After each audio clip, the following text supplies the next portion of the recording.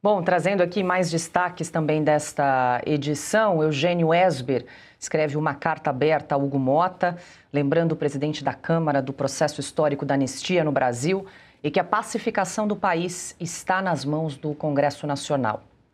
Já na reportagem O Fim do Banheiro Feminino, a jornalista Isabela Brandão revela como políticas ditas progressistas negam direitos básicos às mulheres. E Ana Paula Henkel escreve sobre o assassinato de 2 soldados da Guarda Nacional em Washington na última quarta-feira. O atirador era um afegão que entrou nos Estados Unidos em 2021 e não tinha visto permanente. Esse atentado coloca em discussão os critérios de triagem migratória para controlar quem entra no país. Ana Paula Henkel, muito boa noite, seja bem-vinda. Já elogiei o seu artigo em off, agora em on. Ana, parabéns. Um artigo belíssimo, né? Triste, né? A menina tinha 20 anos, né? Essa moça que morreu nesse atentado. E a gente sabe que é uma pauta, né? Muito cara ao presidente Donald Trump, aos seus eleitores, a questão do controle das fronteiras. Donald Trump, inclusive, anunciou hoje, né, a suspensão permanente da migração de pessoas que entram aí em direção nos Estados Unidos. Então, queria te ouvir sobre esse tema bastante sensível e caro aí aos americanos nesse momento. Boa noite. Boa noite, Paula, professor, Marcília, mestres Augusto, Alexandre Garcia. Boa noite à nossa audiência.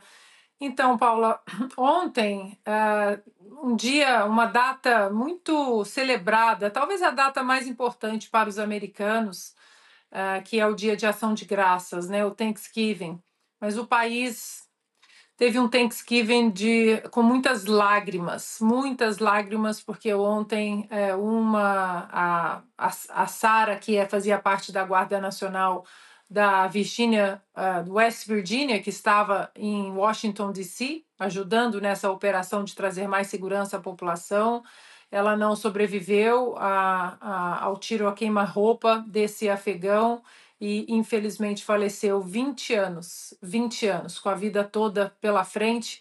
E isso, mais uma vez, colocou, né, Donald Trump fez um discurso longo de 4 minutos e colocou mais uma vez o dedo nessa ferida das políticas de fronteiras abertas. O outro lado, o tal progressismo, que de progresso não tem nada, os esquerdistas falam tanto, andam usando tanto a palavra soberania para cá, soberania para lá. Como você vai defender uma soberania se você, quando aplica o discurso de proteger as fronteiras, de ter o devido controle para ver quem entra na sua casa, você é chamado de xenófobo, racista, que não tem coração. E Donald Trump, ele mostrou que ele não vai mais se ajoelhar ao politicamente correto, vai proteger as fronteiras, e esse afegão estava nessa leva de milhares, coisa de 30 mil afegãos que voltaram depois daquela saída catastrófica de Cabul, do Afeganistão, as imagens, né, que as pessoas se agarrando ali no avião americano, uma viagem que marcou muito. Joe Biden estava na Casa Branca há poucos meses e ele veio nessa leva e depois ele não foi mais checado, os documentos não foram acompanhados e, infelizmente, ele atirou a queima-roupa. E agora esse novo antigo, né, mas debate reacende não apenas para as políticas de fronteiras, mas também as políticas de checagem de quem entra nos Estados Unidos sob o guarda-chuva de ajudantes da CIA ou do governo americano em algum lugar do mundo.